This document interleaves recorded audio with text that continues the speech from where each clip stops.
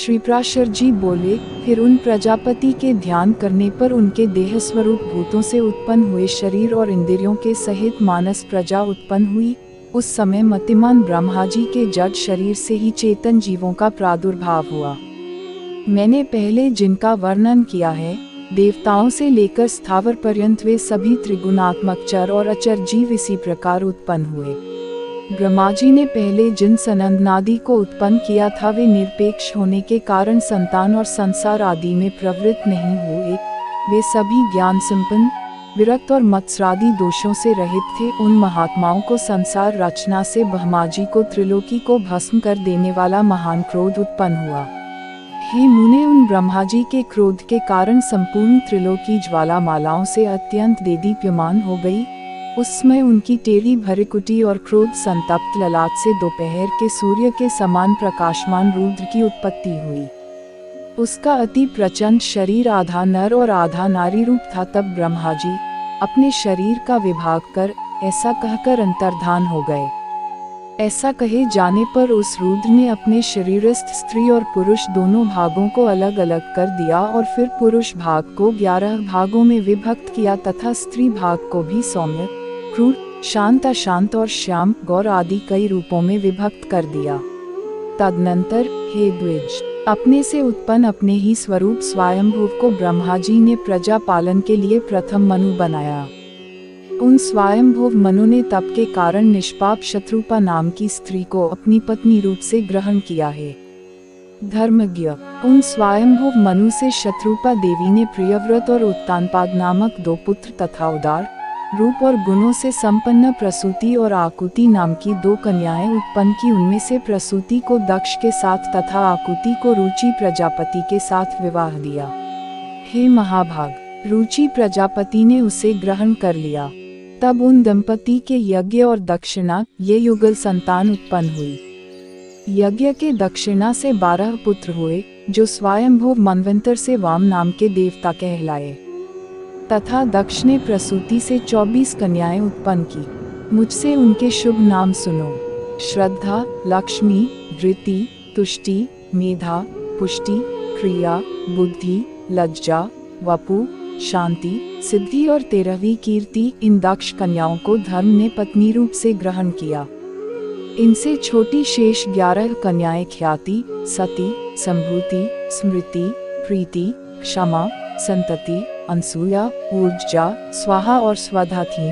हे मुनिसतम, इन ख्याति आदि कन्याओं को क्रमशः भृगु, शिव, मरीचि, अंगिरा, पुलस्त्य, पुलह, क्रतु, अत्रि, वशिष्ठ इन मुनियों तथा अग्नि और पितरों ने ग्रहण किया। श्रद्धा से काम, चला से दर्प, धृति से नियम, तुष्टि से संतोष और पुष्टि से लोभ की उत्पत्ति हुई। तथा मेधा से श्रुत, क्रिया से दंड, नय और विनय, बुद्धि से बोध, लज्जा से विनय, वपु से उसका पुत्र व्यवसाय, शांति से क्षेम, सिद्धि से सुख और कीर्ति से यश का जन्म हुआ। ये ही धर्म के पुत्र हैं। रति ने काम से धर्म के पौत्र हर्ष को उत्पन्न किया। अधर्म की स्त्री हिंसा थी, उससे अनृत नामक पुत्र और निकृति नाम की कन्या उत्पन्न हुई। उन दोनों से भय और नरक नाम के पुत्र तथा उनकी पत्नियां माया और वेदना नाम की कन्याएं हुई। उनमें से माया ने समस्त प्राणियों का संहार करता मृत्यु नामक पुत्र उत्पन्न किया। वेदना ने भी रौरव के द्वारा अपने पुत्र दुख को जन्म दिया और मृत्यु से व्याधि, जरा, शोक, तृष्णा और क्रोध की उत्पत्ति हुई। ये सब अधर्म रूप है और खोंतर नाम से प्रसिद्ध है। इनके न कोई स्त्री है और न संतान। ये सब ऊर्ध्वरेता हैं। हे मुनि कुमार, ये भगवान विष्णु के बड़े भयंकर रूप हैं और ये ही संसार के नित्य प्रलय के कारण होते हैं। हे महाभाग, दक्ष, मरीचि, अत्रि और भृगु आदि प्रजापतिगण इस जगत के नित्य सर्प के कारण है। तथा मनु और मनु के पराक्रमी, सन्मार्गपरायण और शूर वीरपुत्र राजागण इस संसार की नित्य स्थिति के कारण है।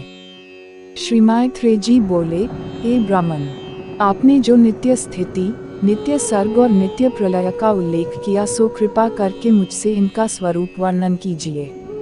श्रीप्राशर जी बोले, जिनकी गति कहीं नहीं रुकती वे अचिंत्यात्मा सर्वव्यापक भगवान मधुसूदन निरंतर इन मनु आदि रूपों से संसार की उत्पत्ति, स्थिति और नाश करते रहते हैं।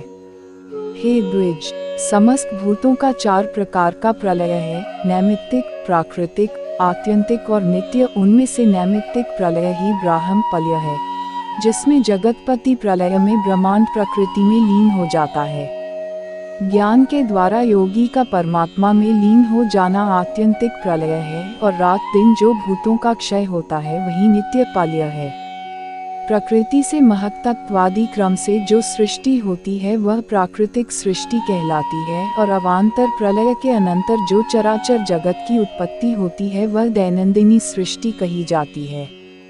और हे मुनिश्रेष्ठ, जिसमें प्रतिदिन प्राणियों की उत्पत्ति होती रहती है उसे पुराणार्थ में कुशल महानुभावों ने नित्य सृष्टि कहा है। इस प्रकार समस्त शरीर में स्थित भूतभावन भगवान विष्णु जगत की उत्पत्ति, स्थिति और प्रलय करते रहते हैं। हे मैत्रेय, सृष्टि, स्थिति और विनाश की इन वैष्णवी शक्तियों का समस्त शरीरों में समान भाव से अहनिश संचार होता रहता है। हे ब्राह्मण, ये तीनों महती शक्तियाँ त्रिगुणमयी हैं, अतः जो उन तीनों गुणों का अतिक्रमण कर जाता है वह परमपद को ही प्राप्त कर लेता है, फिर जन्म मरणादि के चक्र में नहीं पड़ता।